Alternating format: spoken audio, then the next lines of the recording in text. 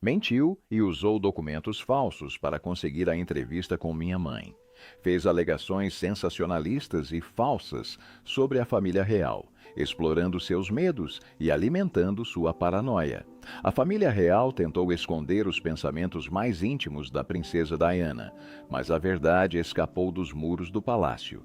Uma coleção secreta de cartas manuscritas revela seu profundo amor pelo príncipe William. Emoções que o protocolo do palácio não conseguiu silenciar. Que confissões sinceras ela escreveu antes de sua trágica morte. E como essas anotações particulares, antes guardadas por uma governanta de confiança, foram parar em um leilão em Londres. Junte-se a nós enquanto revelamos a carta perdida da princesa Diana para o príncipe William. Segredos de leilão. Era um dia tranquilo de julho, de Language Not Registered for Generation, quando algo extraordinário aconteceu. Nenhum grande anúncio alertou as pessoas. Nenhuma manchete chamativa chamou a atenção de ninguém. Apenas um simples anúncio em um catálogo de uma casa de leilões londrina mudou tudo. Lá, escondido entre páginas de itens sofisticados à venda, estava algo inestimável. Cartas manuscritas da princesa Diana. Mas essas não eram cartas quaisquer. Eram seus pensamentos mais íntimos, jamais destinados ao mundo. As cartas pertenciam a Violet Collison, que não era apenas uma governanta da família Spencer. Por décadas, Violet esteve presente em todos os momentos. Ela viu a tímida Diana crescer, se apaixonar por um príncipe e se tornar a mulher mais famosa do mundo. Quando Violet faleceu, sua família encontrou esses tesouros. A coleção incluía dezenas de bilhetes, cartões e longas cartas que Diana havia escrito ao longo de muitos anos. Ao contrário das declarações cuidadosamente elaboradas que vinham do Palácio de Buckingham, essas cartas mostravam a verdadeira Diana, sem filtros, honesta e muitas vezes engraçada. Uma carta em particular chamou a atenção imediatamente. Escrita em papel creme com o timbre de Diana, ela falava do príncipe William de uma forma tão carinhosa que até mesmo os funcionários mais experientes do leilão se emocionaram. O orgulho da mãe praticamente saltava das páginas. Diana descrevia como William havia defendido um colega de classe que estava sendo intimidado, demonstrando a mesma bondade pela qual Diana era conhecida. Ela disse a Violet que, embora ele fosse um príncipe de título, era seu coração que o tornava verdadeiramente da realeza. Os funcionários da casa de leilões sabiam que estavam lidando com algo especial. Sarah Thompson, que ajudou a catalogar a coleção, lembrou-se da estranha sensação ao ler as palavras de Diana. Mais tarde, Sarah disse que sentia como se Diana estivesse na sala com eles. Sua caligrafia ficava maior e menos organizada quando ela estava animada, e cada traço da caneta parecia carregar suas emoções. Entre os itens da coleção, havia uma carta datada de Language Not Registered for Generation de Julho, de Language Not Registered for Generation. Apenas algumas semanas antes do casamento real de Diana com o príncipe Charles. O mundo se lembra de tê-la visto naquele famoso vestido com a cauda de Language Not Registered for Generation Metros, parecendo uma princesa de conto de fadas. Mas sua carta contava uma história diferente. Por trás do sorriso perfeito, havia uma jovem mulher envolvida em um turbilhão. Diana escreveu sobre as últimas provas do vestido, listas intermináveis de convidados do casamento que ela nunca havia conhecido e regras sobre o protocolo real que a deixavam tonta. Mesmo assim, apesar do caos, ela brincou dizendo que todos estavam correndo para finalizar os últimos detalhes, enquanto a noiva permanecia calma e serena. Esse pequeno comentário revelou o que tornava Diana especial, sua capacidade de encontrar humor mesmo quando a vida ficava caótica. Ela tinha apenas Language Not Registered for Generation anos, prestes a se casar com a família mais famosa do mundo, sob os olhares de bilhões de pessoas. Mesmo assim, ela conseguia rir da situação. Com o passar dos anos, suas cartas mudaram. Os rabiscos entusiasmados de uma jovem noiva deram lugar a reflexões mais sérias. Diana escreveu sobre suas frustrações com a vida no palácio, suas preocupações em criar os filhos sob os holofotes e, acima de tudo, seu profundo amor por William e Harry. A casa de leilões esperava que as cartas fossem vendidas por talvez alguns milhares de libras. Estavam enganados. Colecionadores, museus e até mesmo alguns amigos de Diana entraram numa disputa acirrada.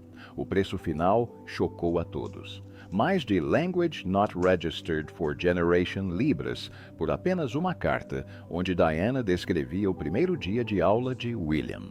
O que tornava essas cartas tão valiosas não era apenas o fato de Diana as ter escrito, era o fato de elas revelarem sua verdadeira essência.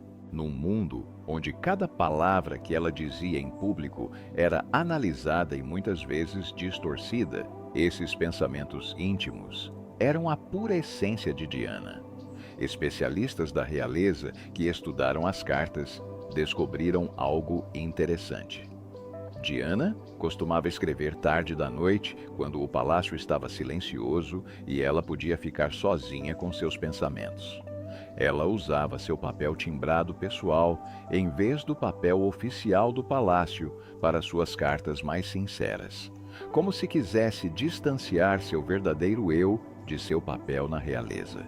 Para aqueles que acompanharam a vida de Diana, essas cartas foram como encontrar peças de um quebra-cabeça. Elas preencheram lacunas em sua história que entrevistas em revistas e aparições na TV jamais conseguiriam. Mostraram uma mãe determinada a criar filhos que compreendessem o mundo real, além dos portões do palácio. As cartas de Diana compartilhavam seus pensamentos mais íntimos. Mas que medidas surpreendentes ela tomou para proteger seus filhos da intensa pressão dos holofotes da realeza? A devoção de uma mãe. Enquanto o mundo via a princesa Diana como um ícone da realeza envolta em vestidos de grife, suas cartas manuscritas revelavam alguém completamente diferente. Uma mãe que quebraria qualquer regra para proteger seus filhos. Diana não apenas amava William e Harry. Ela construiu um escudo ao redor deles contra a tempestade da vida na realeza, com a qual ela mesma havia lutado. Diana sabia o quão solitária a vida no palácio podia ser e se recusava a deixar William e Harry crescerem da mesma forma. Ela lhes dava abraços, histórias para dormir e uma visão da vida além dos muros da realeza. Frequentemente, mudava seus planos para evitar fotógrafos, usando seu mapa mental dos lugares tranquilos de Londres. Suas cartas revelavam essa feroz proteção. Numa delas, ela faltou a um evento importante para assistir à peça escolar de William. Os funcionários do palácio ficaram furiosos, mas Diana manteve-se firme. Estar presente para o filho era mais importante do que qualquer dever real. Entre a coleção de cartas, uma se destacou por não estar escrita em papel timbrado do palácio, datada de Language Not Registered for Generation de Junho de Language Not Registered for Generation. Era um simples bilhete de agradecimento ao sargento George Plum, do grupo de escolta especial. Diana havia lhe pedido que levasse motocicletas da polícia ao Palácio de Kensington para a festa de aniversário de Language Not Registered for Generation, anos de William. A carta mostrava como Diana criava momentos mágicos na infância de William, mesmo dentro dos muros do palácio. William havia se apaixonado por motocicletas depois de ver os policiais que escoltavam a família real. A maioria das mães da realeza teria simplesmente encomendado uma moto de brinquedo cara, mas não Diana. Ela providenciou para que policiais de verdade, com motocicletas de verdade, fizessem acrobacias no gramado do palácio como uma surpresa. Em sua carta, Diana agradeceu ao sargento Plum por trazer alegria a William e seus amigos. O que tornou essa carta especial não foram apenas as palavras carinhosas de Diana, Eram as 3 assinaturas na parte inferior. Ao lado da caligrafia elegante de Diana estavam as assinaturas trêmulas dos jovens William e Harry. Diana havia se sentado com seus filhos e os ajudado a aprender a importância de dizer obrigado, como qualquer mãe faria. Ex-funcionários da realeza comentaram mais tarde o quão incomum isso era. Normalmente, os filhos da realeza tinham funcionários escrevendo bilhetes de agradecimento em seu nome. Diana insistiu que seus filhos aprendessem a gratidão em primeira mão. Ela queria que eles entendessem que ser da realeza não os tornava melhores do que os outros. Isso lhes conferiu uma responsabilidade maior de serem gentis. A proteção de Diana ia além da segurança física. Ela se preocupava constantemente com o impacto da fama na saúde mental de seus filhos. Babás do palácio relataram encontrar Diana sentada no chão do berçário tarde da noite, organizando as tarefas escolares de William e os desenhos de Harry. Ela queria saber o que eles estavam aprendendo, o que os fazia felizes e o que os preocupava. Quando William começou a frequentar a escola, Diana tomou uma decisão ousada que chocou a rainha. Em vez de enviá-lo para um internato aos 8 anos, como exigia a tradição real, ela optou por uma escola diurna perto do Palácio de Kensington. Isso significava que William podia voltar para casa todas as tardes, em vez de passar meses longe da família. Quando os conselheiros do palácio se opuseram, Diana teria dito que ele precisava da mãe, não apenas do título. O ex-guarda-costas de Diana, Ken Worth, revelou como ela criou um código secreto com os filhos. Se eles se sentissem sobrecarregados em eventos públicos, puxavam a orelha ou tocavam o nariz, sinais que só Diana entendia. Ela sempre encontrava uma desculpa para levá-los a algum lugar tranquilo ou encerrar a festa mais cedo. Para os aniversários de William, Diana criou uma tradição completamente estranha à vida da realeza. Ela convidava os amigos de escola dele para dormir na casa de William, no Palácio de Kensington. Transformava os salões de recepção formais em fortes de cobertores e levava pizza em vez das refeições sofisticadas que costumavam ser servidas. Os funcionários do palácio ficaram surpresos ao ver a própria Diana de pijama participando de guerras de travesseiros.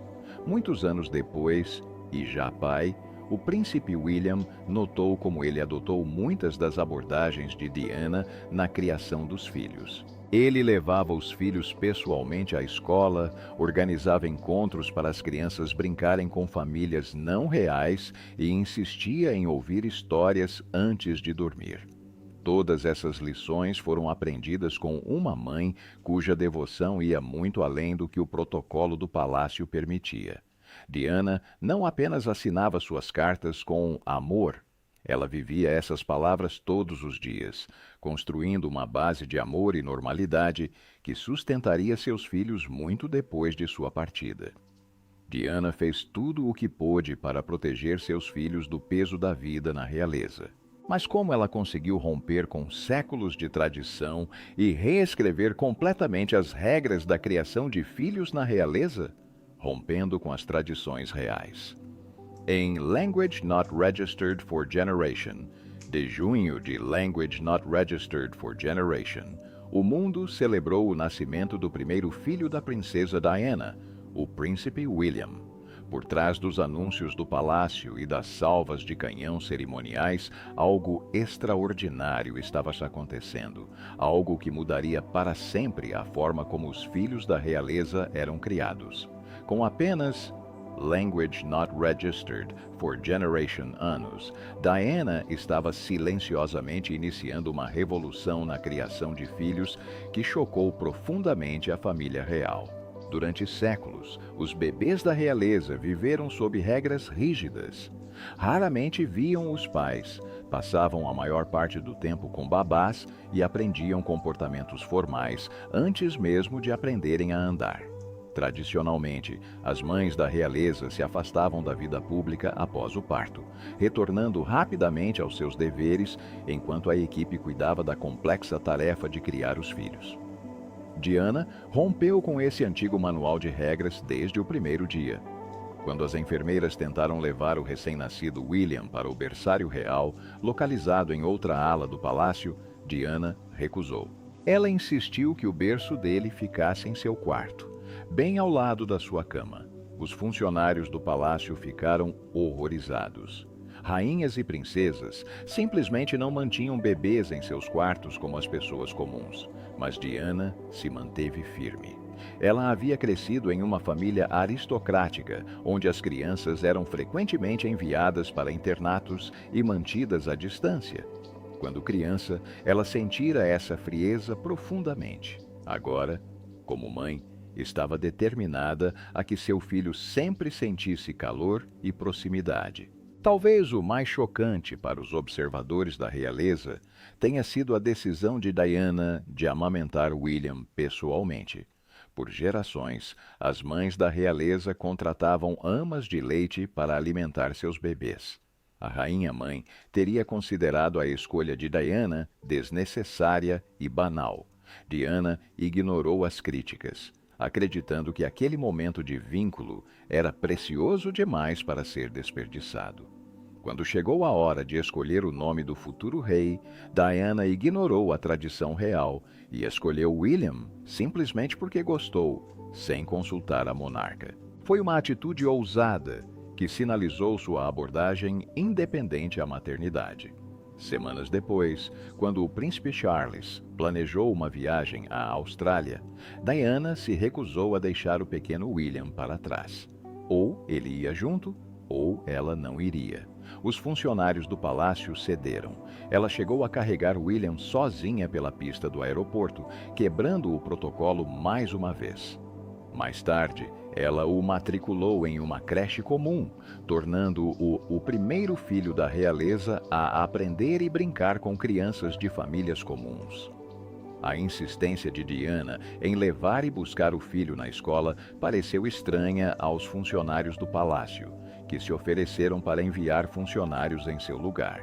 O que eles não entendiam era que Diana valorizava esses momentos cotidianos. Ela queria saber sobre o dia de William diretamente dele, não por meio de um relatório da babá mais tarde naquela noite. Em casa, Diana criou novas tradições familiares. A hora do banho se tornou um evento barulhento e cheio de respingos, que ela mesma conduzia. Ele tentava limpar minha casa. Muitas vezes, acabava tão molhado quanto as crianças.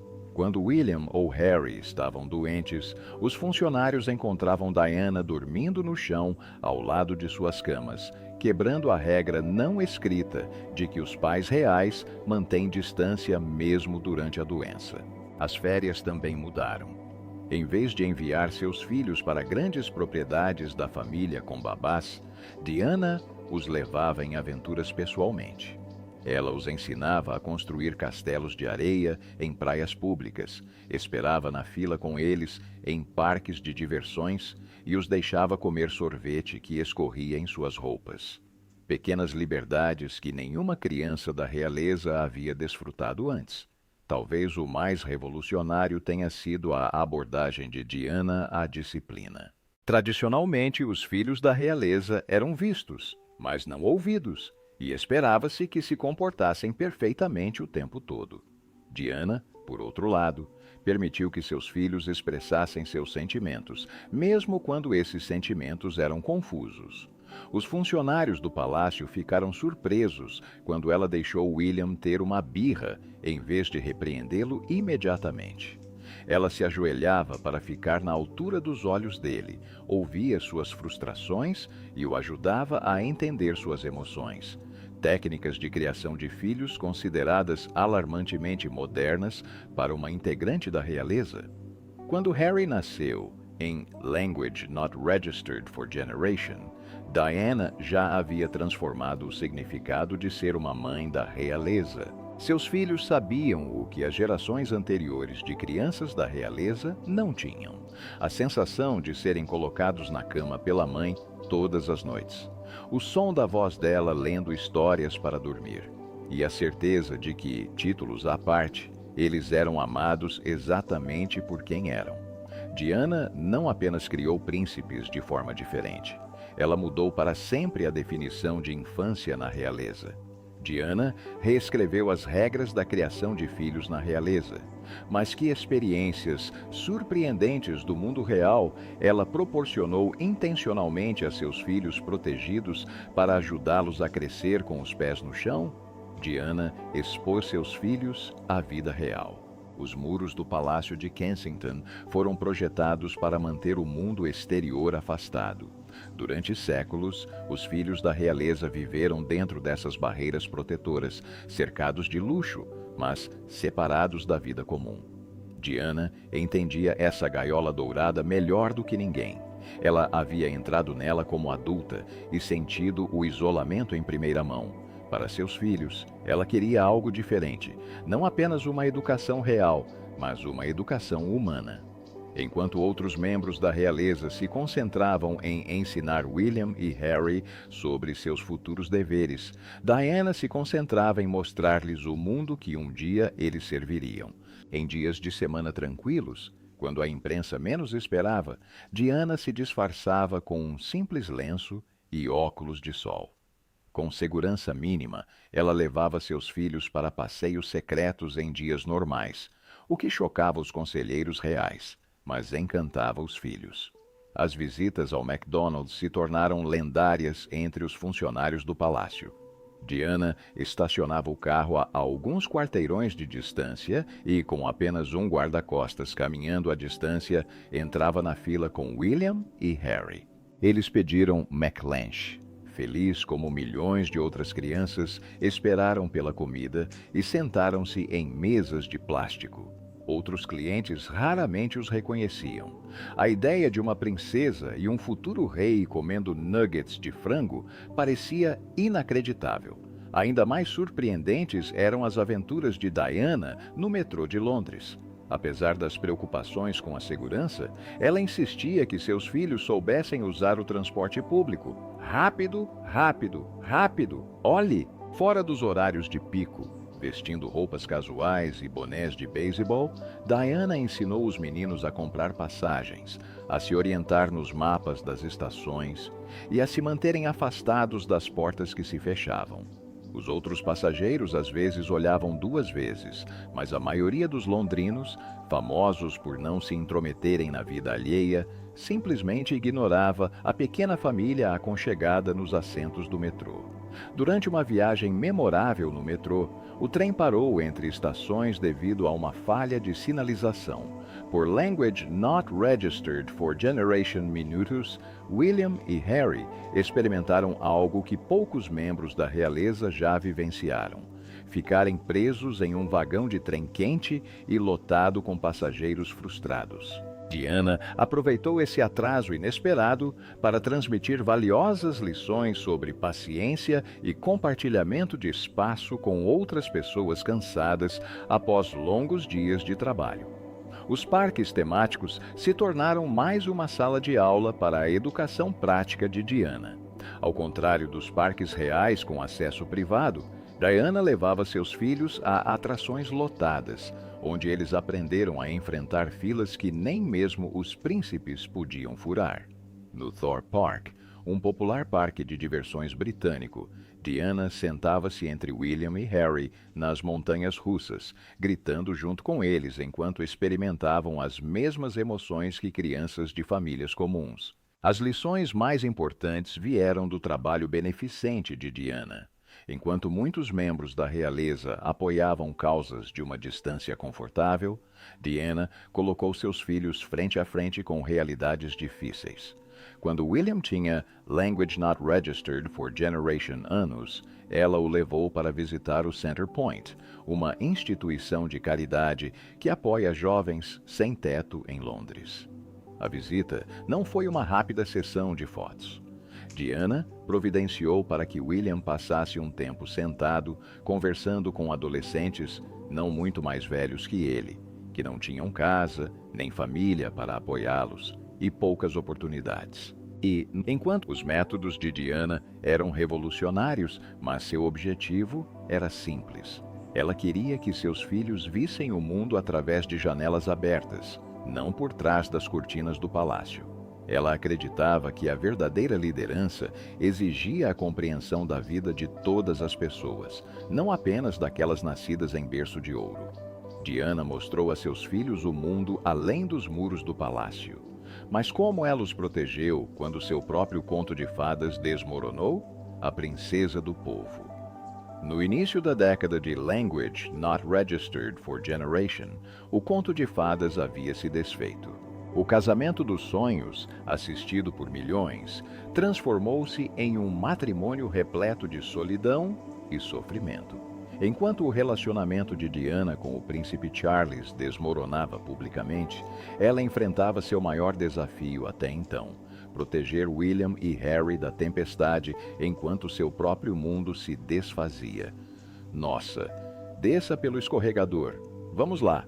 Quem é? Sim. Os muros do palácio, que antes pareciam uma prisão, agora se tornaram um campo de batalha.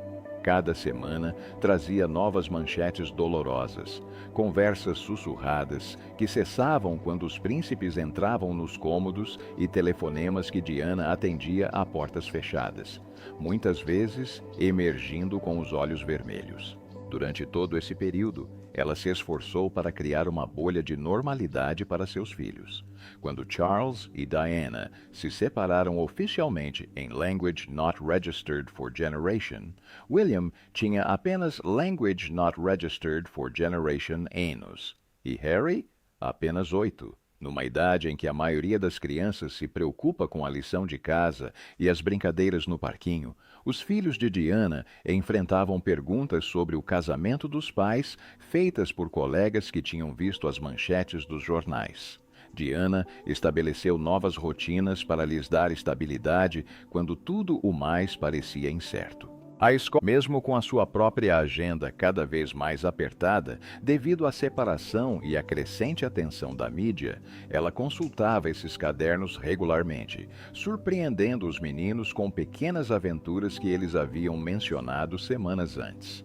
Quando Diana concedeu sua famosa entrevista ao programa Panorama da BBC, em Language Not Registered for Generation, assistida por Language Not Registered for Generation, milhões de pessoas, ela tomou uma decisão que surpreendeu até mesmo seus amigos mais próximos.